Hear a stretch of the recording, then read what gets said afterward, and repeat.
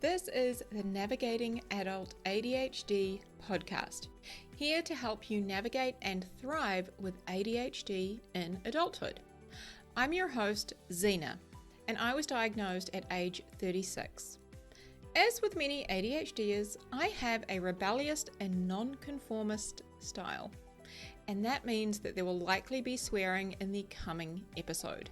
Please be mindful of any little people. Hello, my friends, and welcome back to the podcast.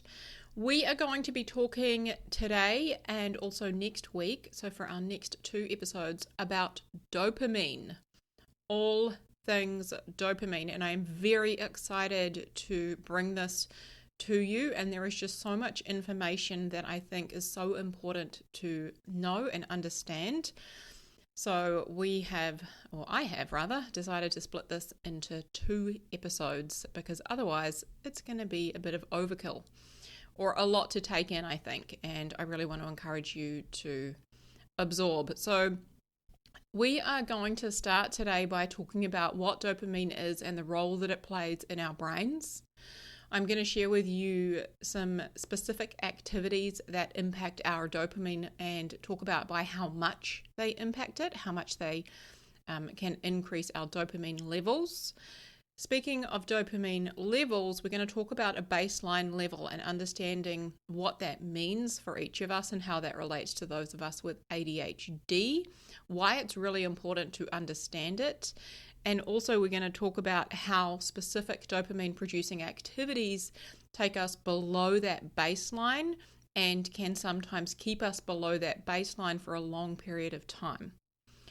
I'm also going to talk about the importance of how you think about specific activities and perceive certain activities and how that directly affects the amount of dopamine you do or do not experience. This is some fascinating shit, my friends. That's what we've got on the agenda for this week. And the following week, we're going to be talking a little bit more about female hormones. And although there's not a lot of research out there, I want to talk about what I have discovered and the research that is available as it relates to hormone changes, perimenopause, and dopamine. We're also going to cover smartphones. We're going to talk about how to maintain a higher level of baseline dopamine, so therefore how to feel good more often, and we're going to talk about all the other things that dopamine does, mood and feeling good being one of those things. And also I'm going to share with you one incredible way that we can actually sustain a good feeling and overall well-being, more energy, more focus, one specific dopamine producing activity that actually doesn't have a negative impact as much, and we can actually sustain it for a long period of time. But don't worry if this sort of stuff isn't making sense just yet, because I'm going to explain it all. But trust me, you're going to want to hear this. And then I'm also going to talk about intrinsic motivation and how to add dopamine to doing hard things, okay, without it having a negative impact overall. So that's what we're going to be covering, and that's why I've decided to do it in 2 episodes, all right? Because we've got a lot of good shit to talk about, my friends. So let's start out with dopamine. Dopamine is a neurotransmitter in our brain. Now, what that means is it's basically responsible for overseeing a bunch of things. So you can think of it as like a conductor in an orchestra. So if you've got the orchestra, all the musicians in front of you with their various different instruments, the conductor is the person leading them and, telling them what note to play and how high to play it, all of that, kind of instructing them where to go and what to do. That is essentially, in a very simplified version, what dopamine does for us in our brain. Dopamine is responsible for motivation. It is responsible for drive, for pleasure, and for desire. Okay, so it's also very important to understand that it plays a role in regulating our mood and our emotional responses. Now, for any of my fellow ADHDers out there, you're going to hear me talking about a lot of the things that we have covered off in the executive functions episode, right? Dopamine is the leader, the boss, should we say, of many of our executive functions. So cognitive functions such as attention, learning, memory, problem solving. It also helps with information processing, decision making, and it is definitely impacts our ability to understand time. Okay, so if we have any issues with time management, and anticipating how long tasks are going to take, this is also very directly related to our dopamine and how our dopamine is circulating throughout our system and how much we have. Okay, so just to recap that again, dopamine is responsible for motivation, drive, pleasure, desire, right? All those reward, drive kind of systems in the brain, as well as basically all of our executive functions. So it is a messenger that helps transmit signals around the brain. And as I said, it plays a crucial role in various functions. So when you understand dopamine and what it does, you can begin to better manage it and use the various dopamine increasing activities to your advantage. Okay, and what I'm saying is you can, when you understand dopamine and how it works and the impact and consequences of certain behaviors that we may use to increase our dopamine, when you understand that, you will understand how you can create more self-motivation, more drive, and also enjoy pleasure and desire and reward, as well as better support all of those executive functions that I just talked about. Okay, so things like, making decisions, memory, all of that. So for those of us with ADHD, I want to start there. For those of us with ADHD, we have abnormalities in the dopamine system that therefore contribute to the symptoms that we experience with ADHD. However, the exact nature of what those abnormalities are does vary amongst individuals with ADHD. But what we do know is that everyone who has ADHD, we have less dopamine moving around our system than most neurotypical people. And I use the word most very loosely, and you will understand why probably throughout this episode. Okay, so to go back to that orchestra example, it would be like saying, and I'm speaking specifically to my ADHD community, it would be like saying the conductor is using toothpicks rather than a baton, right? So that long stick that a conductor has, he's got that long stick he waves around, right? Instead of using that, it's like using toothpicks. Okay, so that's kind of what's happening in the ADHD brain, is some of the musicians aren't getting the message, or they're not getting it in time, or they're not seeing it at all, and it's overall impacting their performance, their ability to to play, to do what they need to do, and the outcome that they create.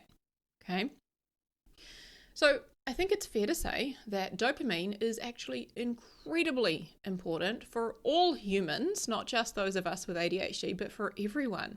And I want to give a shout out to all of my midlife women, anyone who is, experiencing hormonal changes, perimenopause, menopause.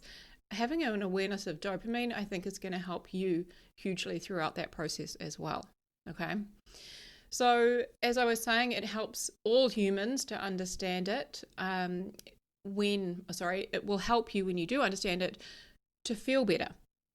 So that's one of the reasons. If you want to feel better and you want to improve your mood, then understanding how dopamine works in your system and how you can harness it and use it for yourself is going to be crucial to that. For anyone who wants more motivation and drive, of course, my fellow ADHDers, right? Of course we want some more of that. Then this is it. Let's talk about the dopamine and let's understand that and how we can use it, okay?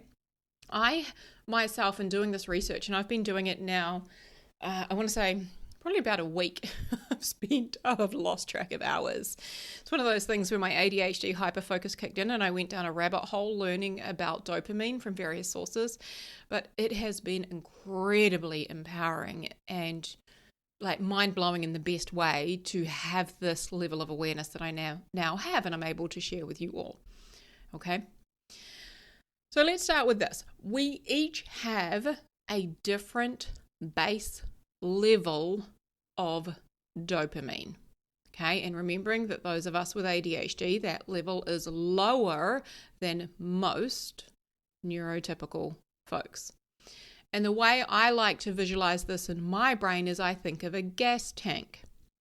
So if we were to say that the majority of neurotypical people had a gas tank that was half full all the time, and they didn't let their gas tank get below half full, okay?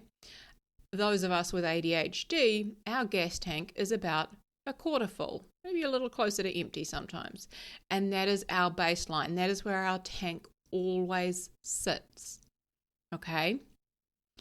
Now, that baseline level that we have is different for each of us, every human, okay? A lot of that is going to relate to genetics. Some of it also relates to, other things that happen in our brain and our body that dopamine works with, such as norepinephrine, which is a fancy way of saying adrenaline. Again, it can vary from person to person. So that baseline level and how much is in your gas tank for the majority of the time, it will vary slightly from person to person, okay? Now, when we talk about dopamine, we also want to understand that dopamine and norepinephrine, which is the fancy term for adrenaline, okay? And adrenaline is like that that thing that you experience when you get a fright. Like if somebody was to, jump out of a cupboard when you're walking down the hallway and give you a fright, your adrenaline kicks in and you're like highly alert and focused and and especially once you know that you're okay, you're like, but your body's still got that adrenaline pumping through it and kind of starting that fight or flight response. Okay, so dopamine and norepinephrine or adrenaline, right? They are like family members, which means that they go most places together. So when you get an increase in dopamine, you usually get an increase in norepinephrine. Good news for my fellow ADHDers, because we are low in those two things. We are typically low in dopamine and norepinephrine. Okay? Win-win. Stay with me. So dopamine determines how we feel generally. So our overall mood. Okay? So one of the things I noticed around the time I was diagnosed with ADHD, although I knew I'd had it for a while, or I suspected I hadn't been, clinically diagnosed, I noticed that my overall mood had dropped. And I went from being someone who was, most of the time pretty happy-going, easy-go-lucky, more positive, and all is well, to somebody who just felt meh most of the time. Like neither here nor there, didn't really give a shit about much. And I wasn't depressed, I wasn't unhappy, it was just meh most of the time. And what I now know is this is actually something that can happen to a lot of women as their hormones start to change and they start to enter into perimenopause and then into menopause, is as it relates to our mood can change and we can get into this apathetic place. But also with the fluctuation in our hormones, and if we have ADHD, our dopamine symptoms increasing, our ADHD symptoms increasing, our dopamine levels decreasing, this all kind of compiles to a very low mood, is what I am saying, okay? Which is what I had experienced. And now with, the awareness I have of hormones, which is another podcast coming soon, with the awareness I have of dopamine, etc., we can actually do certain things to help increase our overall mood, which I will talk a little bit more about in our part 2 episode, okay? So dopamine is also what you experience when you enjoy something. So if you have an experience, maybe you go skydiving and you really enjoy it, like this is dopamine that you experience when you enjoy it, or when you have, a delicious meal, something that's pleasurable and you enjoy, you're experiencing dopamine. It's also what you have when you crave something. If you crave chocolate, or if you are craving an alcoholic drink, you are craving Your dopamine is the thing that is both driving that, and it's also the thing that gives you that pleasure when you have it, which I'm going to further explain. We typically associate dopamine and the good feelings we get with things like doing a good workout. Okay, so if you do a good workout, if you're a person who enjoys exercise, right? Like I like to go for a run. After that run, I typically feel really good throughout the day, and I am then experiencing dopamine, that release in my system of a good feeling chemical. Also, if you go out for a nice meal with your friends, last night I actually went out for a beautiful dinner with my partner. And we had a window seat in a restaurant with a gorgeous view of the ocean, and we had a lovely meal together and a couple of drinks. And I experienced dopamine prior to that because I was looking forward to it, and that dopamine is released when you're looking forward to something in the anticipation of, as well as during the event. And then this is where it varies, is when it drops off afterwards. Okay. Now, here is something that is incredibly, incredibly important to know, okay? ADHDers, pay attention. What happens after you have a pleasurable dopamine experience is your dopamine drops below your baseline. So for most people, their tank is half full. My ADHDers, I want you to think that our tank is about a quarter full, all right? We're running quite low, right? When we have a dopamine release, like maybe we've, gone for a run or we've been for a meal out with our friends, after that, when our levels start to return, they don't return back to their normal baseline point. They drop below it. Okay? Now, here is why I really want to emphasize this point, because when we chase dopamine, when we get too much of a good thing too often, it does have a negative impact on us. So too much of a good thing here really does become a not good thing. I thought of an example I could give you from my own life. So I am generally somebody who enjoys eating healthy, and I would say I'm kind of like the 80-20 sort of a person. However, last Christmas, I took indulging a little too far, and I started eating the Christmas food a few days before Christmas, and I started getting into it, and I was having a lot of alcohol. I was drinking bubbles every night with strawberries, and then there was desserts, and there was lots of croissants, and a lot of, way less kind of healthy food, and a lot of, high carb, high sugar kind of food that I would normally just have more in moderation. And this went on for a period of two and a half kind of weeks, and it was just constant.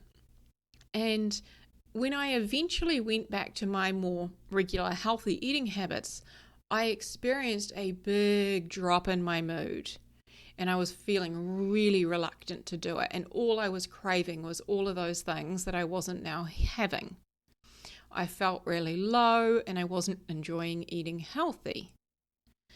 So what happened here is I was having more and more of these dopamine producing things, but I needed more and more of them to get the same kind of a hit.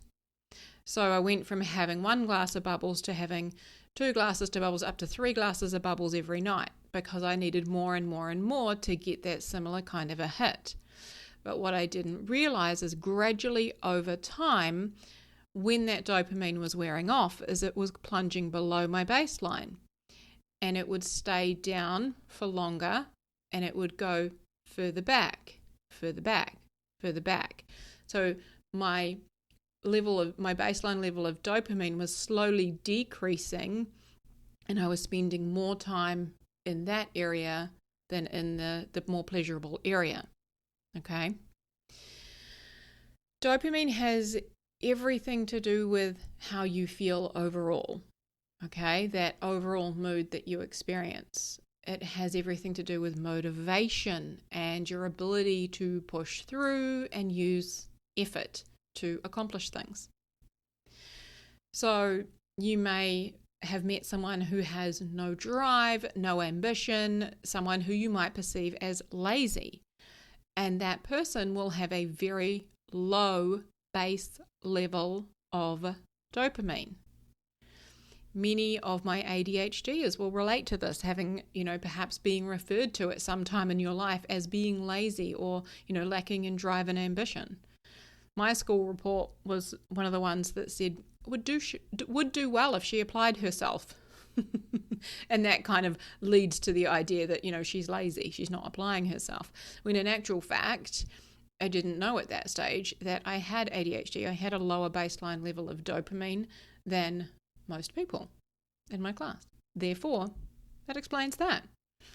Now, the opposite of that is also true. So for the people that you have met who seem highly energetic and very excitable, they typically have a slightly higher baseline level of dopamine than most other humans.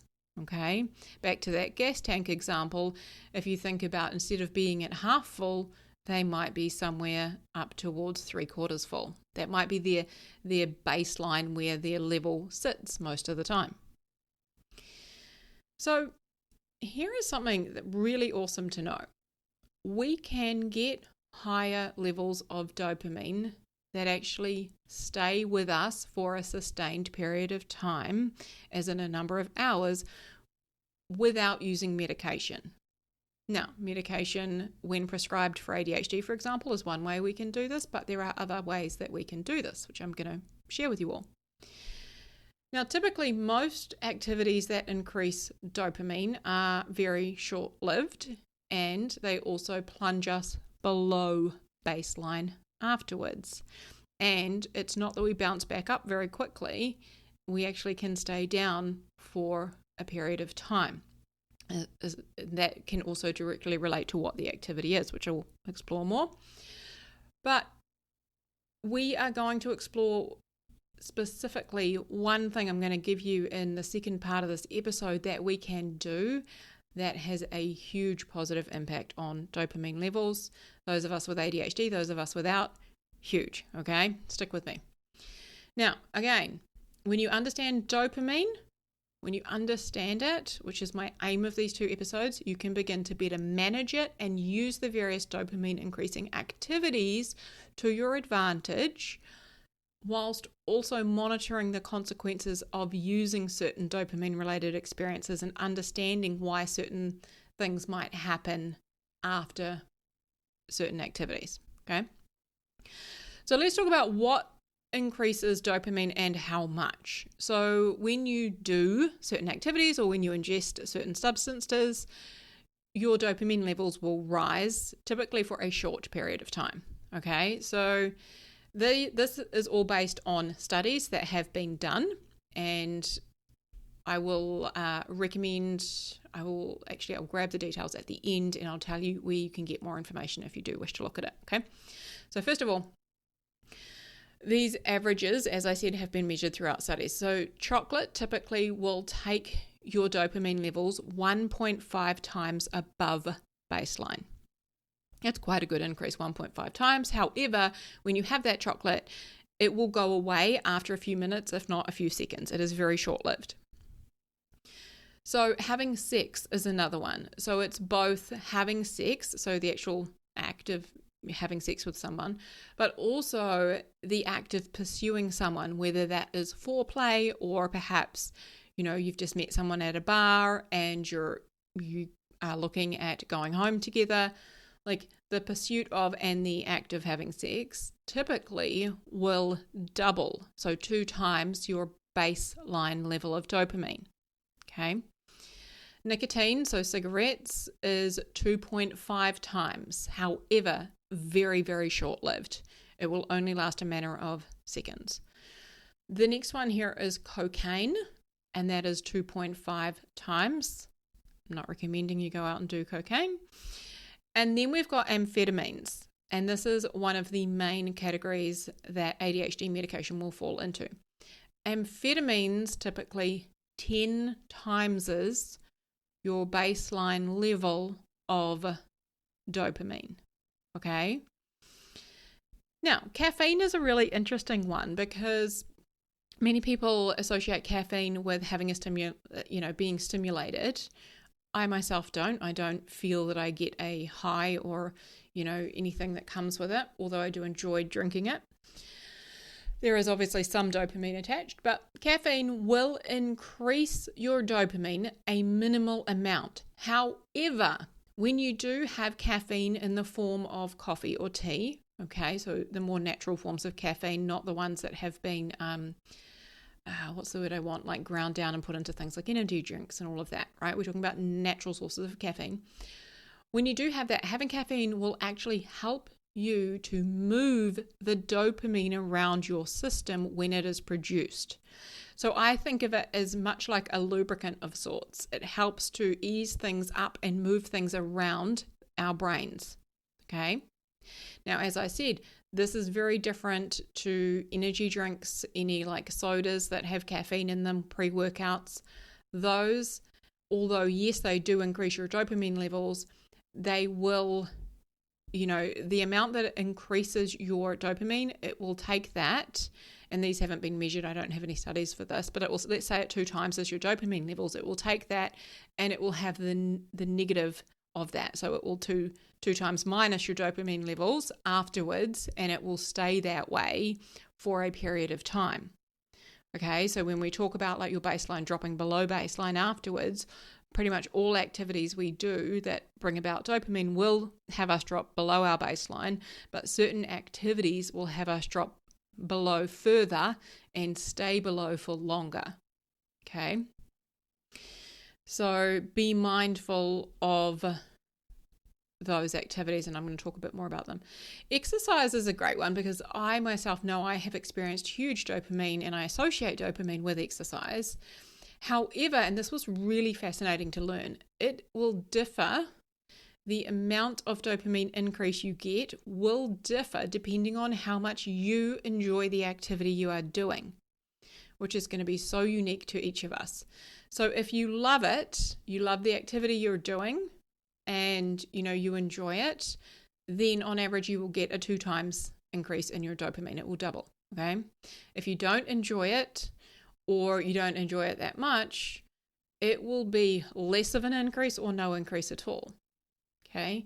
Now, as with most activities that increase dopamine that we engage in, and I'm not talking about what we ingest, I'm talking about like actual activities that we do, right? What we think about those activities will have a huge impact on the amount of dopamine that we get from them. Okay, so our prefrontal cortex, the front part of our brain, which attaches meaning to something, right? We have a thought about the activity, and that generates a feeling.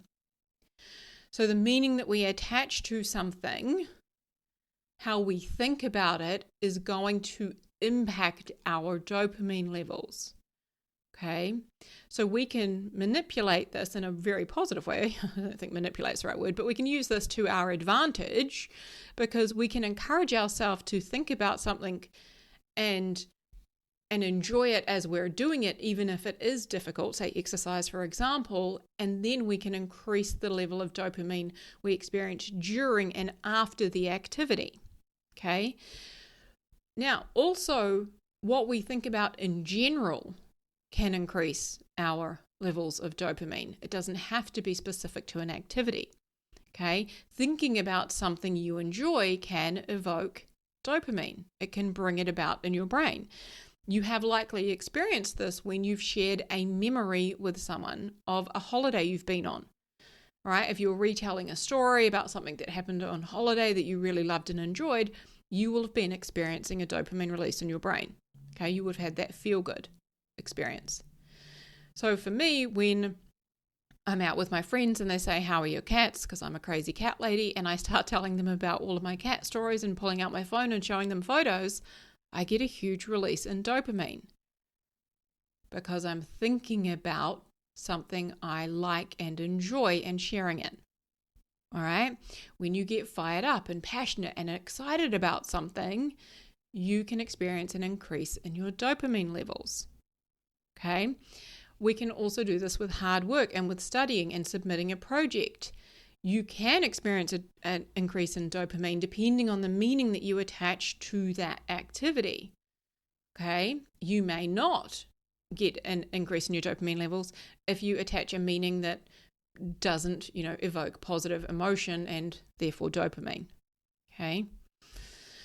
Now, this is why thought work, right, the style of coaching I do, thought work or CBT style coaching, cognitive behavioral therapy coaching, is incredibly effective at helping people to feel better and get results. Because not only does it use your prefrontal cortex to be deliberate with the meaning that you attach to things, it also couples with your dopamine levels to place more emphasis here and create more of a good feeling. Okay.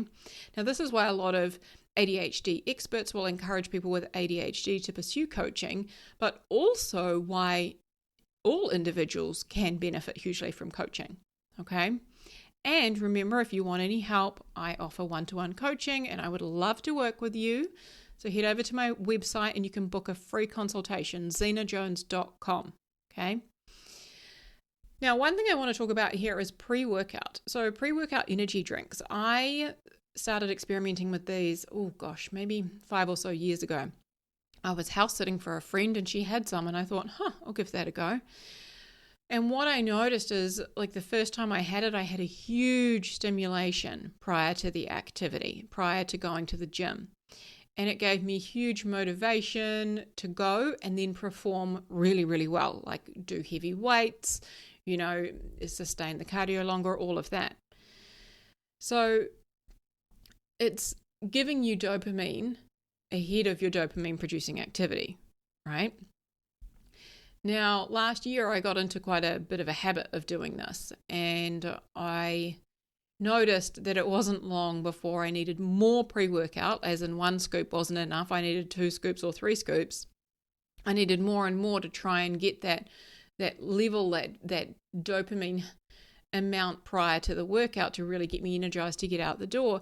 But what was happening was the more I was taking, the less I was getting that experience or that, pre-workout high. And it also had a negative impact on my run because I was using it for running at the time. So my running was becoming less and less enjoyable, and the amount of dopamine I would get after the run was becoming less and less. So overall, the whole experience was becoming less pleasurable the more pre-workout I tried to use and the more I kind of relied and depended upon it. Now, this is because layering of dopamine can have a negative effect when done frequently. Layering of dopamine, if done every now and again, very sporadically, not a problem. It's still going to decrease your baseline level of dopamine, but not for a sustained period of time. However, what I was doing is I was trying to spike my dopamine above baseline and then do a workout to spike it even more above baseline. And it worked well the first time. It worked okay the second time. And then it was just worse and worse and worse, because what was happening was I was spiking it. It wasn't going that high, but it was going really low after. And it was staying low for a longer and longer period of time and dropping lower and lower each time. So over time, my baseline level, my average amount of dopamine in my system at all times was lower because I was trying to layer it and stimulate it so much. Okay. So dopamine layering, as I said, it can have a really negative impact on you later in the day or for the following few days or weeks, as some of the examples I have shared with you, especially my Christmas example as well, where I was like adding all of the food and the drink and all of that, like and all of the Christmas festivities and activities and socializing and all of that. Like, that was a lot of layering, and then you experience that almost kind of depression or that lull and that kind of really hard period that comes afterwards as a result. And that is something you can also experience throughout those days as well when you tune in and pay attention. So the amount that our baseline level of dopamine drops is proportionate to the amount above that it goes up. So if it goes up 2 times above baseline level, it'll drop 2 times below. However, the more you keep stacking dopamine and trying to increase dopamine in unnatural ways, shall I say, the longer it will stay down there. Okay.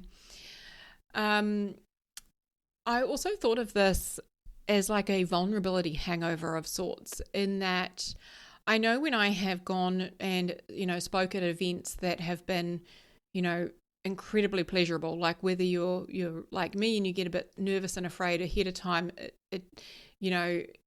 you then get that high afterwards where there is a lot of dopamine and adrenaline and all these different things coursing through your systems, and it's wonderful, and you're on cloud nine and it feels amazing.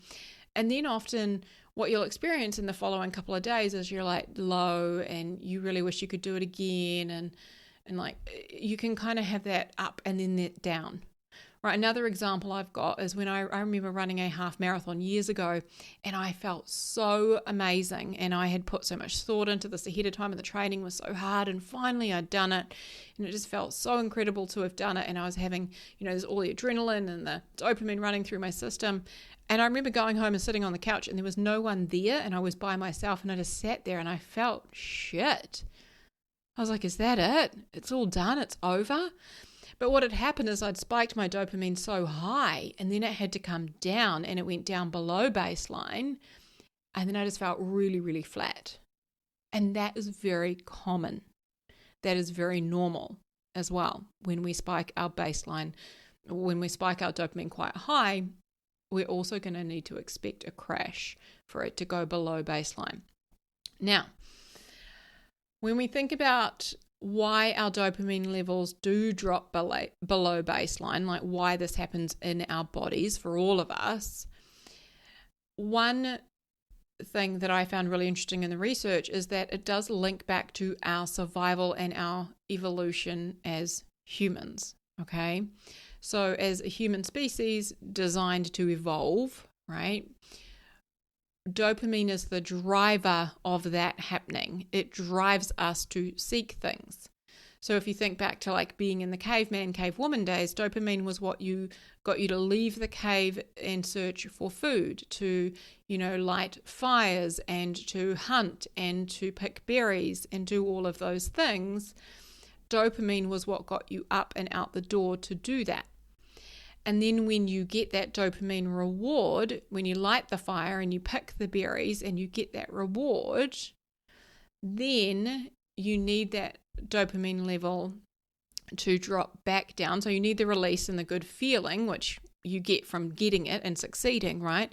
But then you need your dopamine level to go back down. Why? Because otherwise you would never get out the cave again. Right? So you need that pleasure and that good feeling that your brain associates, so that you go out and do it all over again. All right? So it makes sense when we think of it in that way as to why our levels fluctuate like they do. Okay? Now, when we overindulge in anything, that is what leads typically to addiction. Okay?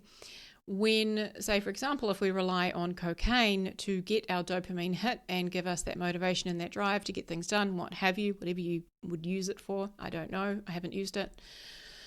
Like, you need more and more of it to get that same hit, right? The same is true for gambling. If you've ever, seen anyone who has gambled or anyone who has become addicted to alcohol, they need more and more of it in order to get that same dopamine hit, okay? So that is, again, linked to dopamine. And what happens when you need more and more of it is, take, for example, somebody I know who does this with alcohol. They, went from having a couple of beers and feeling good to now they need 12 to 15 beers in a night to get what they think is a similar buzz or a similar level of dopamine. However, remember there's that drop in baseline that impacts whether or not they want to pursue other things. So when people become addicted to certain things for their dopamine release, they lose motivation and drive in other areas of their life. Okay, so you may have seen this with someone else who you know who is addicted to certain things. They lose the drive to, pursue other goals, to, go out and meet other people, pursue a romantic relationship, whatever it is, right? When people get addicted to something, they have less and less motivation and drive, and they can very easily drop into a depression. So too much of a good thing becomes a not good thing, and it's directly related to dopamine. So pleasure and pain is also both kind of conducted by dopamine, which is interesting. And when I mean like pain, I mean the pain of not having the thing that you want. So say, for example, the alcohol, if you link alcohol to your outlet and your feel-good buzz and your, form of dopamine that you like, too much of that, when you don't have it, you perceive it as being painful and you're needing it. You think you need it in order to feel good again. So that pleasure and pain in that instance is both being conducted by and driven by dopamine.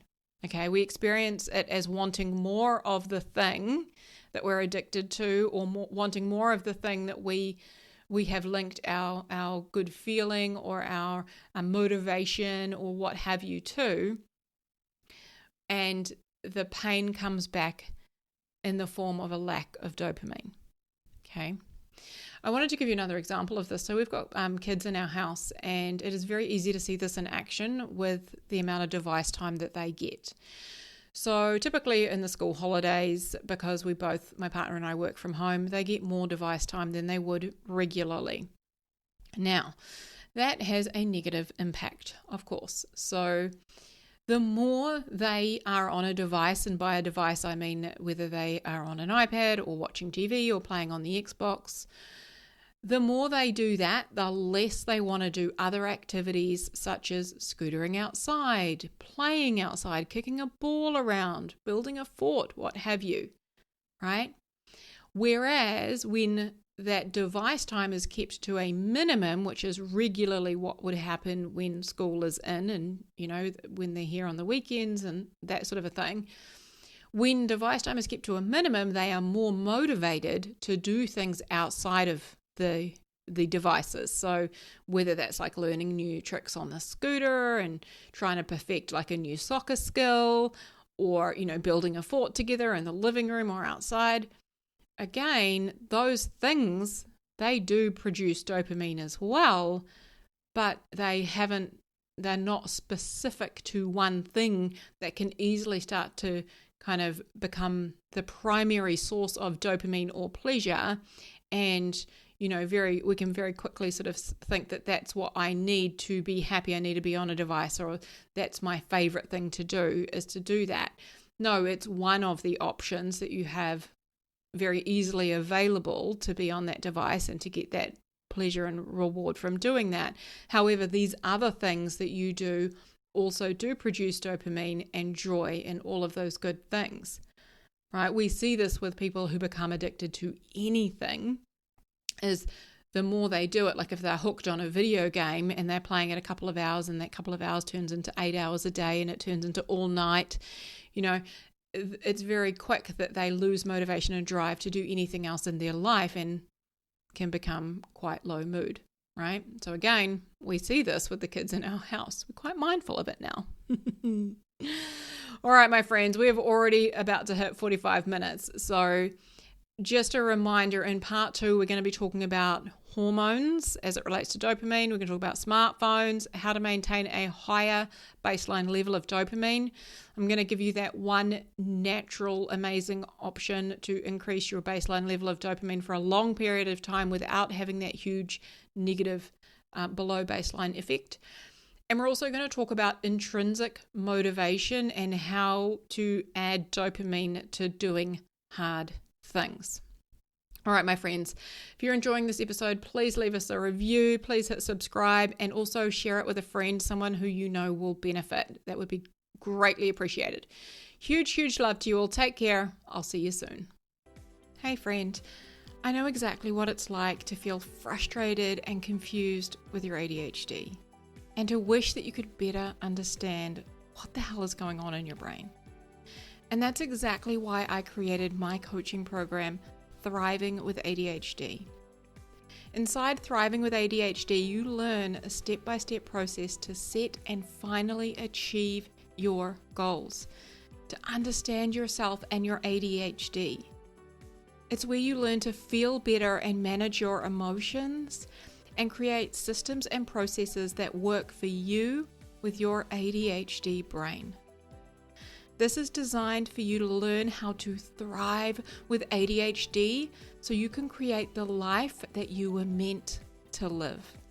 Visit zenajones.com/ADHD to learn more and book a consultation.